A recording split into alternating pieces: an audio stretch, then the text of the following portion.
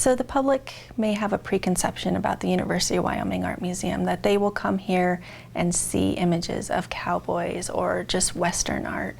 And our duty is to provide more than that, to give the students and the academic community and the general public a global view of the art world and the world itself. We have objects from West Africa, we have objects from Papua New Guinea, we have contemporary art from around the world, and we really have a duty to the public to give them exhibitions that educate them, that teach them something new, that just spark their interest.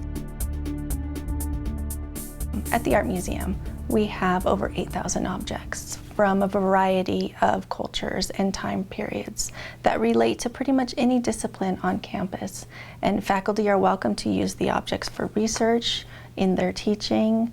Students are welcome to do internships at the Art Museum or their own independent study research on specific objects or a group of objects. Since I was a child, I've been going to museums, and I think that they are spaces which have a profound impact on how we think about ourselves and our relationship to whatever communities we constitute as our relevant communities.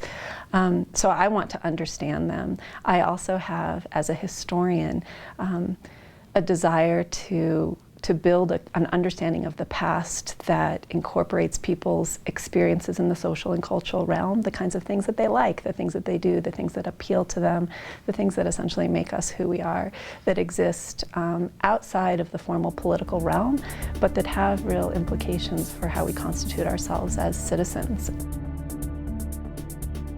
How do you select an object that represents something from the Khmer Rouge, an atrocity? Or how do you represent the independence period, which was a glorious period in Cambodia? How do you select certain objects or write text that somebody just going through a museum quickly will be able to understand this part of Cambodian culture? Every object is important. As scholars, I think we have a tendency to ask certain sets of questions, and as I've begun to approach things not only from the sort of theoretical and historical side of museums and their relationship to broader social and political issues, Nicole and our conversations with each other have really made me think about the impact of museums and the way museums shape those experiences in entirely different ways.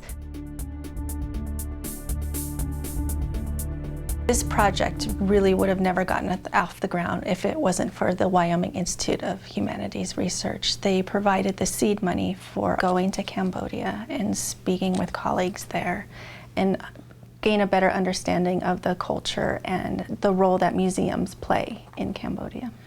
And that taught us how to ask different questions. The main museum in Phnom Penh is the National Museum, and it is mainly objects from the Angkor period, which is what everybody associates with Cambodia, the big temples.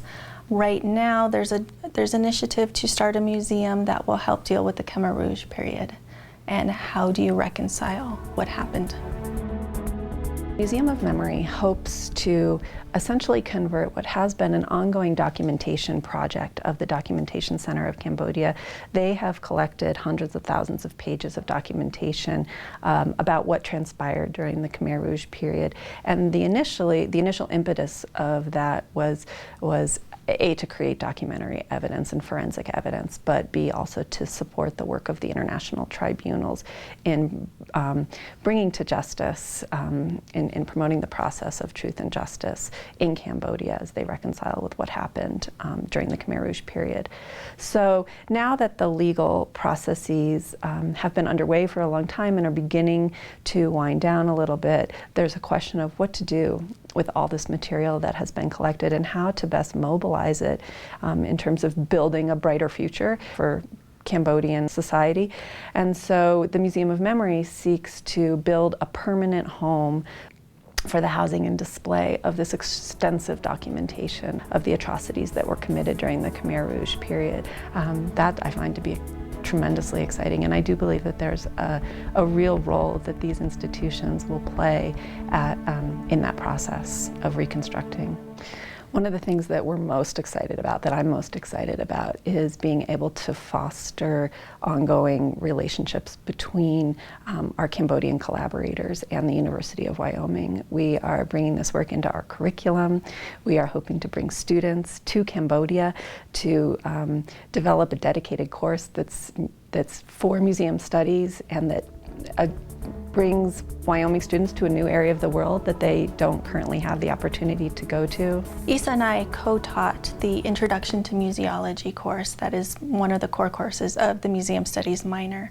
And from that, we have been collaborating in other courses. We've developed a upper division history course that is museums, exhibitions, theory and practice. For us, that seems obvious collaboration with that because Isa knows the theory and I know the practice. We're also putting together a study abroad course that will be museum-based, even though it lives in the history department.